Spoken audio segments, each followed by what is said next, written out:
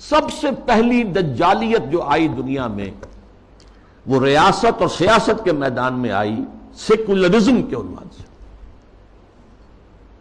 مذہب کو، خدا کو، خدائی ہدایت کو، خدائی احکام کو، آسمانی ہدایت کو پرے کر دو ریاست سے. ریاست، قانون، یہ انسانوں کا کام ہے بنانا. ہیومن سوورنٹی، پاپولر سوورنٹی، عوام خود حاکم ہیں، وہ اپنے نمائندوں کے ذریعے سے جو چاہیں گے قانون بنائیں گے.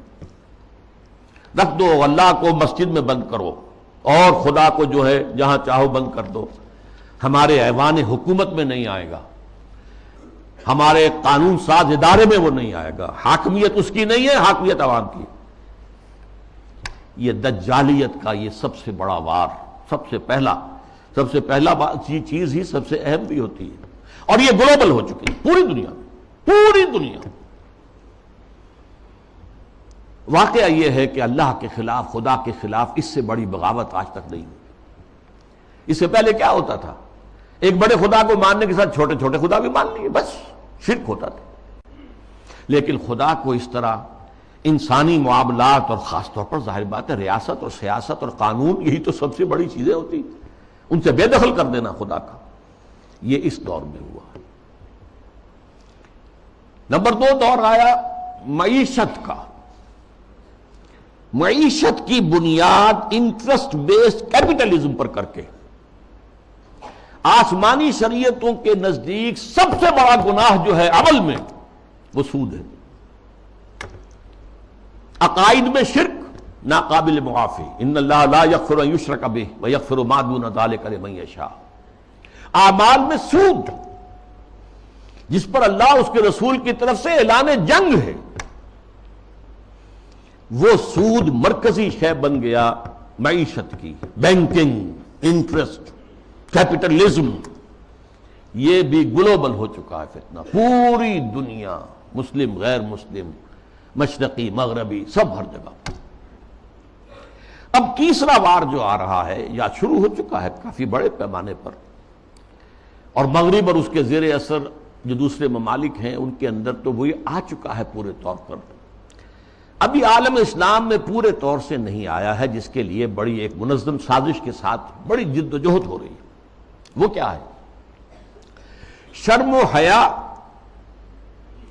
عفت و عصمت کے تصورات اور ستر و حجاب کے قوانین اور ضابطوں کے خلاف، اس سے آزاد تہذیب اور معاشرت. جیسا کہ میں نے عرض کیا، یہ شرم و حیا، عصمت و عفت کے تصورات کہ یہ بھی کوئی بڑی اعلیٰ قدر ہے. ستر و حجاب، یہ بھی کوئی احکام ہے. ان سب کی نفی اسلامی تہذیب کو اس وقت سب سے بڑا چیلنج اس سے، اس لیے کہ یہ اسلامی تہذیب کا بنیادی نقطہ ہے، اہم ترین ہے. اس ضمن میں دیکھیے، سب سے پہلے امریکہ میں ان کے جو تھنک ٹینکس ہوتے ہیں، بڑے بڑے مفکر ہوتے ہیں، تھنکرز ہوتے ہیں، وہ چیزیں لکھتے ہیں اور وہ گویا کہ ایک طرح کی رہنمائی ہوتی ہے حکومت کے لیے. سیموئل پی ہنٹنگٹن نے لکھی کتاب، بلکہ مقالہ، تہذیبوں کا ٹکراؤ. اب ہمارا اصل معاملہ ہماری تہذیب کا مسلم تہذیب سے ٹکراؤ ہے. تہذیبوں کا ٹکراؤ، کلیش آف سیویلائزیشنز. اور اس میں اس نے تجزیہ کیا. یہ چیزیں پہلے بھی بیان ہوئی ہیں، لیکن اس وقت ایک خاص موضوع کے تحت میں ترتیب کے ساتھ ان چیزوں کو لا رہا ہوں. اس نے کہا کہ ٹوائنبی نے کہا ہے کہ دنیا میں آج تک کل 20 تہذیبیں قائم ہوئیں، ان میں سے 12 تو مر چکی، ختم ہو گئی، نسیم منسیہ ہو گئی. 8 ابھی موجود ہیں. ایک ہماری مغربی تہذیب ہے، 7 اور ہیں.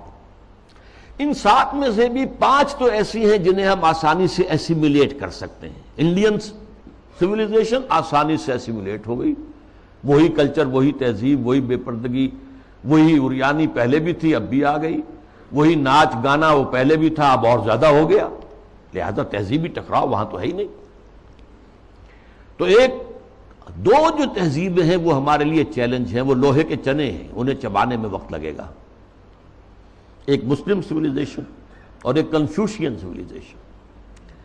کنفیوشین سویلائزیشن کے بارے میں تو میں اس وقت نہیں سمجھا تھا کہ یہ کیا واقعی کوئی چین کے اندر یا اس کے آس پاس کے ممالک میں جو بدھ مت کے پیروکار شمار ہوتے ہیں کوئی واقعی کوئی تہذیب کنفیوشس کے حوالے سے ہے. ابھی حال ہی میں نیوز ویک کا ایک پرچہ چھپا ہے جس کا مین مضمون تھا کنفیوشس کا احیاء، ریوائول. تو یہ ہو رہا ہے چین میں اس وقت. لیکن یہ کہ اصل ہمارا جو مطلب ہے اس وقت ہمارا موضوع ہے وہ مسلم سویلائزیشن ہے. اس نے اسے بھی شمار کیا ہے کہ یہ بھی ہمارے لیے بہت بڑا چیلنج